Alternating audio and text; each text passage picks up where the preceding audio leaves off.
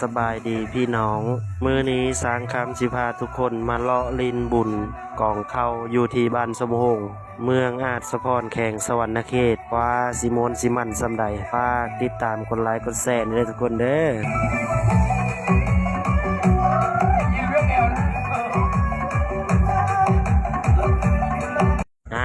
ลงมาอันดับแรกเขากับมาลงหมักกุ้งไก่ก่อนเนาะหมักกุ้งไก่นี่ก็เนาะเป็นการที่ลงขึ้นบ่ได้ก็เสียแม้บ่ได้ก็ลูกได้เนาะทุกคนมาลุ้นนำกันว่าสร้างคำสิมานอยู่บ่เนาะทุกคน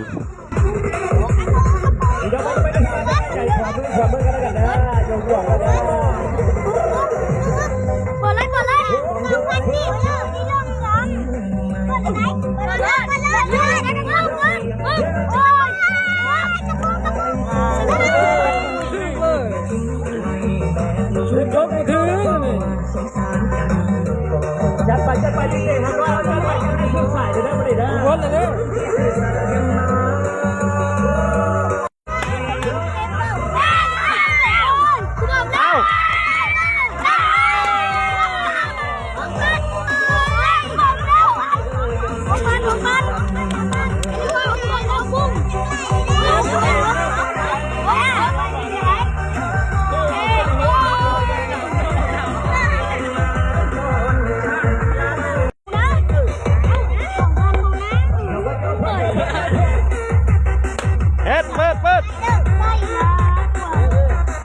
เปิดไหม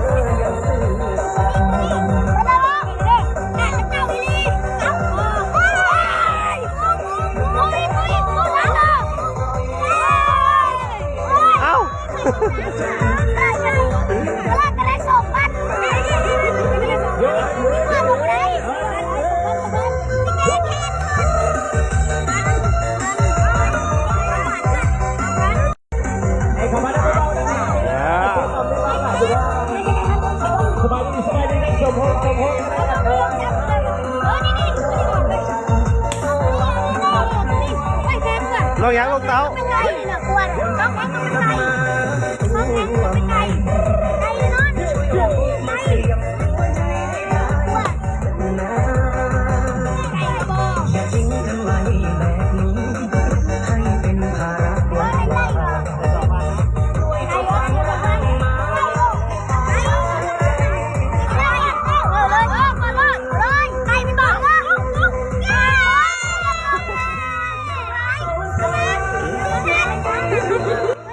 สรุปเนาะลง 4-5 บาทได้บาทเดียวเนาะโอเคจบเป็นเพียงเท่านี้บ่ไว้เด็กน้อยเนาะเฮาไปต่อยิงปืนกันเลยบัดนี้ยิงปืนสั้นมักปุงเนี่ยมีผู้สาว2คนเนาะความหากินมาเนี่ยต้องมอบให้พ่อหนุ่มคนนี้ยิงปืน3 นัดได้2 ตัวมันก็สุดยอดแล้วว้าวลายมาเบิ่ง4 มือเลยนี่แม่นเถอะวะแห้ง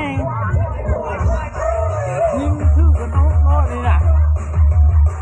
ยิงแห้งไหน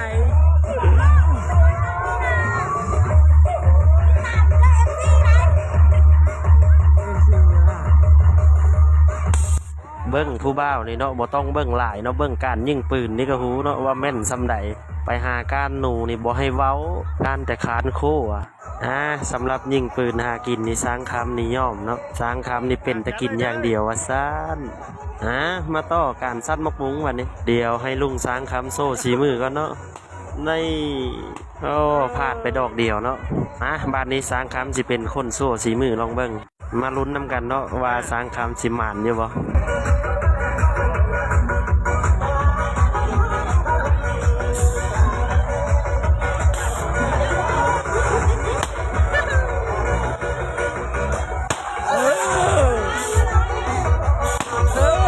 นี่เป็นจังใดหากินประมาณแต่ซัดมักบุงแม่นนะทุกคน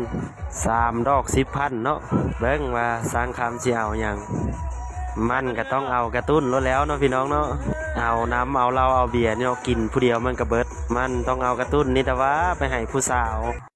เบิ่งเนาะลุ้นน้ำกันเนาะผู้สาวสร้างคำสิเป็นไผในวงนี่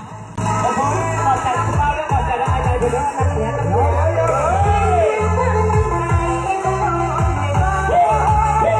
เสียความตั้งใจ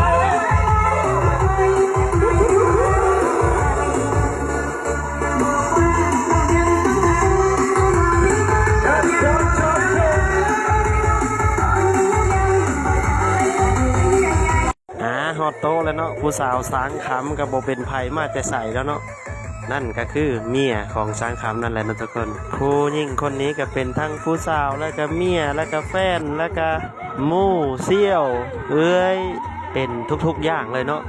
ยามทุกข์ก็ทุกข์นำกันเนาะยามสุขก็สุขนำกันยามให้ก็ให้นำกันเนาะขอบใจเจ้าหลายๆเด้อที่อยู่นำกันจนฮอดมื้อนี้เว้าแล้วก็อย่าเศร้าทุกคนไปจวดกันเลยบัดนี้มื้อนี้ก็ม้วนหลายเนาะดีเจก็เป็นลูกค้าประจำของสังคำเองเนาะแบบนี้มันก็มันแล้ว เอาเลยก็มาเลยก็มาเลยที่บ้านได้หนาด้วยคนทำที่บ้านใหม่ที่เราสองคนโอ้โห คนก็บ่น้อยบ่หลายเนาะลงเบิดบ้านสมพงษ์เฮาก็เป็นบ้านน้อยเนาะและก็เป็นบ้านสุดอีกคนหลายคนน้อยบ่สำคัญเนาะทุกคนอยู่ที่ความสามัคคีและโฮมแห้งโฮมใจกันจัดงานนี้ขึ้นมาเนาะทุกคน วันนี้มาบ้านคนมาบ้านคนกันเลยโอ้มาเจอได้เยอะไอ้กับบ้านพ่อไอ้กับบ้านพ่อคลิปนี้ก็จบเป็นเพลงเท่านี้เนาะทุกคนนี่ก็เป็นเสื้อทีมงานสังคำเนาะทุกคนมีทั้งแขนสั้นและแขนยาวสำหรับ FC ที่มักฮักในสังคำเนาะฝากอุดหนุนสังคำเด้อทุกคนราคาบ่แพงเนาะเป็นกันเองแพ้ดีนุ้งสบายเนาะทุกคนใครสนใจแซดมาโทรมาก็ได้เด้อทุกคนเด้อสังคำสิฝากเบอร์ไว้อยู่ใต้คอมเมนต์เด้อทุกคนเด้อ